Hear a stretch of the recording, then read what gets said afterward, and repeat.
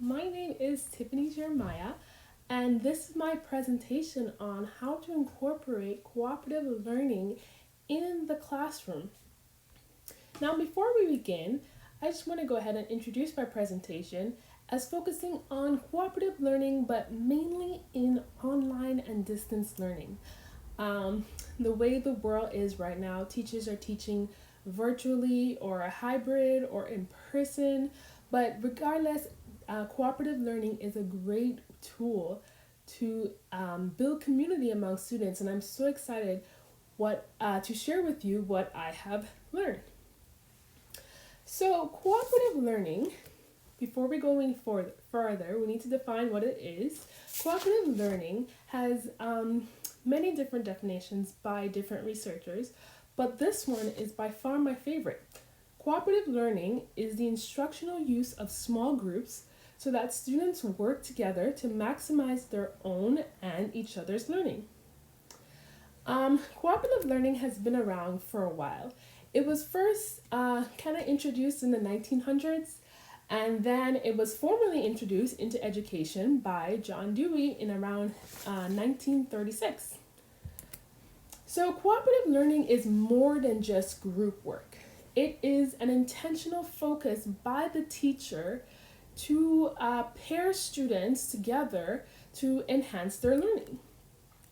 So, a lot of researchers have different elements of cooperative learning, but they mainly agree on two main elements: positive interdependence and individual accountability.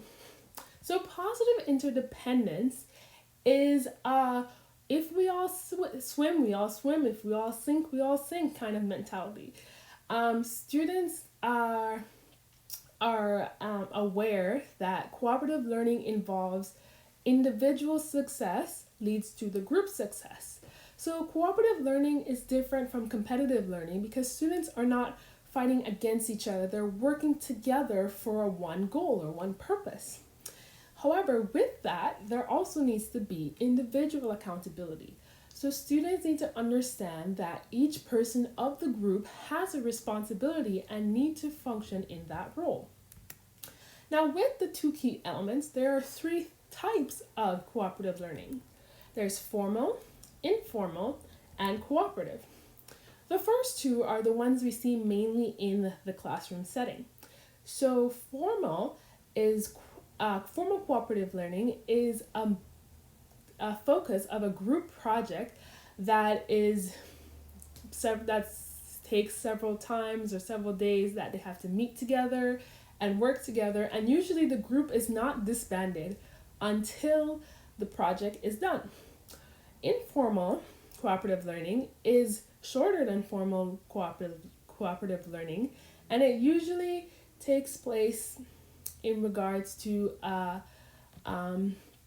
simple project or an assignment that the students do during the lesson or that day. So now that we know what cooperative learning is, we need to define why cooperative learning. What are the benefits of cooperative learning? So the main reason for cooperative learning is because it strengthens students' learning. So researchers have shown that students enhance their learning by being able to discuss openly in groups or hear from their peers about a particular topic. It also aids retention. So it's proven that if you discuss or you work together with someone, you tend to remember that concept or that skill better than if you're just working on it on your own. It also builds community. And so this is probably one of the main reasons why teachers use cooperative learning, aside from the academic benefits. But students also gain several social skills that they get to develop. For example, listening and communication skills. So in cooperative learning activities, students are often given the chance to share or listen to their classmates on different topics, different research that they found, or different ideas or opinions that they have. It also increases academic engagement. So later on, we would see how a key element of cooperative learning is finding tasks that students are interested in. And so Automatically, when there's interest, engagement goes up. Finally, it promotes self-esteem. If students are given the opportunity to succeed, they automatically feel better about themselves, they increase their social skills, and they often have a good feeling about themselves when they get to work in a community. So how can we incorporate it into various forms of learning? So like we said, you need to choose tasks that are interesting to students. Be intentional with pairings. So teachers need to figure out how to read the classroom and which pairs are going to be best for the learning. Use it consistently and systematically. And finally, I have some ideas that I've gathered of different ways of different tools that we can use in cooperative learning for various formats of learning. So whether you're face-to-face, virtual, or hybrid, morning meetings are a great tool to use for cooperative learning. And so think pair shares and time pair shares are also great tools for cooperative learning. Time pair shares are just like think pair shares, except that they get to have a specific limit of time that they have to come up with ideas and share their ideas. So that's a great cooperative learning tool. Jigsaw is another great tool that I love. So oftentimes, cooperative learning researchers suggest that students are paired in groups of about 3 to 5 students, no more than 5. Preferably 4 is the ideal number. So if you were to do a jigsaw activity, students would be paired off in groups. For example, let's say we have a classroom of 16 students. So students would be paired in 4 groups of 4 people in each group, and each group member is given a number, 1, 2, 3, or 4. Now, let's say we're doing a science lesson on plants. So the teacher would get all of the 1s together in each group, all of the 2s, 3s, and 4s. Now, all of the 1s would meet together and talk about what they know about roots of a plant. All of the 2s would discuss stems, all of the 3s would discuss flowers, all of the 4s would discuss fruits, for example. So after all of those numbers have discussed amongst their groups what they learn, what they know about the topic, they would then go back to their groups and teach their group mates about what they discuss in the groups. Jigsaw is a fun tool that students love and that I love to use because it gets them excited to come back and teach their students, their group mates, what they know about what they just discussed. Finally, I've compiled a list of tools and some suggested resources in the event you would like to incorporate cooperative learning.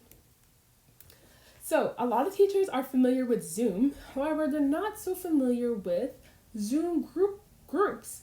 So, within a Zoom meeting, teachers can pair students into groups. This is great for if you're online or hybrid, or even if you're in person and you want to discuss in a different class.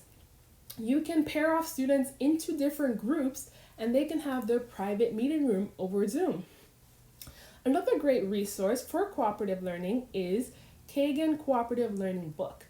This book has some great suggestions and tips and even some templates that you can use for cooperative learning in the classroom.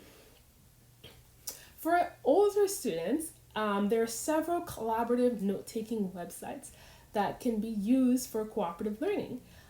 Students can compile notes and then be able to share and compare what they learned that would help with studying or just discussing to further the class lesson. Survey websites are also a great tool for collaborative learning because they help with my next point, brainwriting. So students can often take polls of what they know, what they would discuss. They can rate how they know about a topic. And survey sites like SurveyMonkey or Google Forms are a great tool for that can be used online or hybrid. Glogster is another excellent resource for collaborative learning. Students can put together posters online incorporating a bunch of different formats, audio, visual, and text centered around a particular topic. And finally, EUD Flow has an excellent site that teachers can sign up for free. It's very easy to use for different tools that they can use. My favorite is for peer review. So this is a format where you can have students review each other's work based on guidelines or a rubric that you create. It's entirely online and it is an amazing tool. So thank you for joining me on my presentation on collaborative learning. I hope you had as much fun learning about this topic as I did, and I will see you next time.